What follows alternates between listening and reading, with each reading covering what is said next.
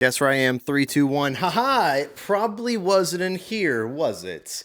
I'm guessing you did not know what I was doing, but today I want to talk about a question I had in my brain.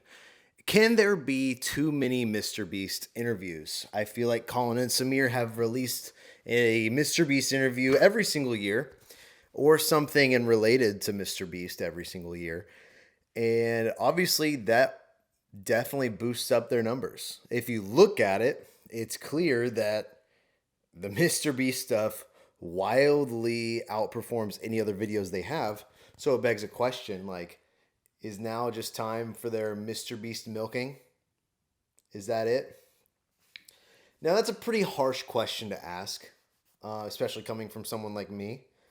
Uh, but I think it ties into something. If you didn't know, I tried to deliver a cardboard cutout to Mr. Beast last year because of this very problem. Like, and this is what everyone got wrong is they thought I was trying to clout chase in order to clout chase.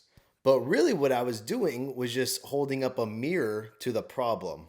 And I was holding up a mirror to the platform and saying, "Hey, listen, people just clout chase in like there's a meta where in order to grow you have to clout chase, and if you do that you can grow faster than if you just toil away in silence and just make art, make the videos you want." And obviously it's very ironic, due to how things have worked out and whatever. And hopefully in this video, I tried to film this already and I was way too negative and it cut off short because I ran out of storage on my computer. So hopefully this actually works. But I want to pose a question. Can there be too many Mr. Beast videos? Mr. Beast interviews, right? Is it dumb? Is it negative? Or is it actually beneficial? Does it as a whole help people get better? And I think the real answer is like yes. The Mr. Beast interviews help more people than they hurt. I don't think they hurt anybody except my feelings. But I think they're a wildly big negative or a big positive for the platform as a whole, which is cool. Like the fact that the biggest YouTuber in the world is open to sharing his thoughts, what he's working on. He's very open and gracious with all of his information. Even though people are going to copy him, he still gives it all away for free. I think that is when you take a step back and look, it's impressive and incredible because no one does that. Like Joe Rogan doesn't really talk about podcasting like that. He talks about other things, but he doesn't step back and like break down how to be a podcaster. Maybe he does, but he is almost like 5,000 episodes or something at this point. So it's like, I'm not going to listen to all those. But I do think, and it's a testament to like Colin and Samir, like where they were at. I was looking back through their videos to see like how many videos they do about Mr. Beast. And it is a lot, but you look back at where they were 3 years ago, and it is crazy how much they've grown and what they've been elevated to. Like just 3 years ago, they were just some guys who would make videos in their car and were like getting old and struggling to make it. But now they're authorities in the space. Like in regards to creators, like they are the guys when it comes to creator news and all sorts of stuff like that. So it is super cool to see that growth from them. Um, and yeah, I think overall the cliche answer is like yes, it's a positive, but I just can't help but think, when do we stop doing that? Like when do other creators get a second interview? Like we just had a Ludwig interview that was really cool. I didn't watch it because I don't watch Colin and Samir anymore. Because I stick to my guns. Okay, guys. I said I wasn't going to watch Colin and Samir anymore after last year, and I haven't. I'm awesome. And the second I stopped watching Creator Sport, guess what? It stopped. Coincidence? I think not. I think they lost their most loyal viewer.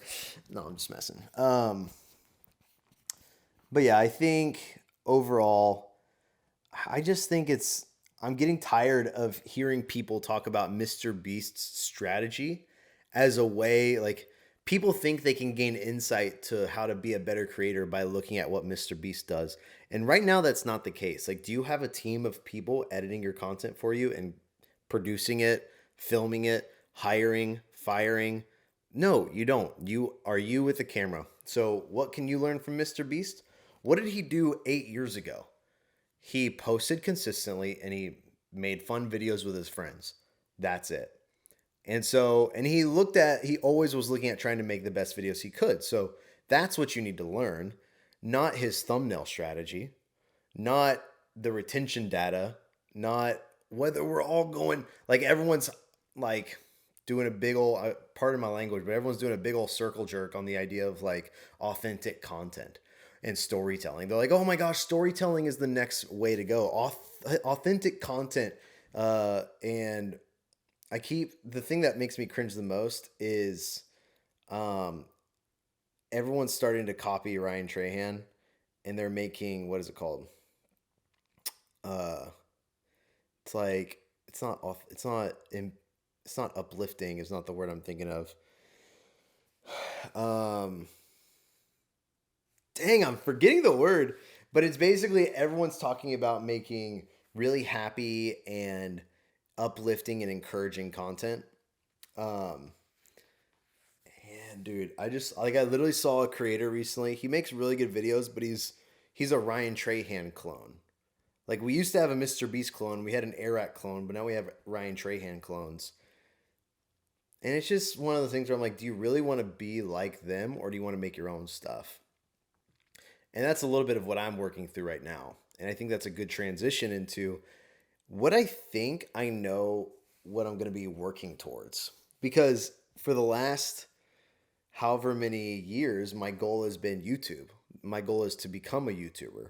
And I'm making a transition into my personal YouTube journey because that's what this channel is for. I don't care if it's, I don't care if it's retention focus, says the dude who's trying to talk really fast. And, anyways, it's just my thoughts on my own creator journey and a reflection point of where I'm at is like, I'm losing subscribers all the time.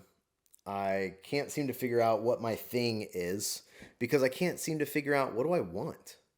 Like, I'm trying all these different ideas and things, um, but it's because I don't know what I want from the platform. I think YouTube gives you what you want if you know what you want in a very concise phrase. And if you know what you want to be and you want to do with it, it'll help you. But if you just want to be a YouTuber, no one cares anymore. No one cares. Like, when Arak did it, like, let me see if I can get 1 million subscribers and prove that it's still possible.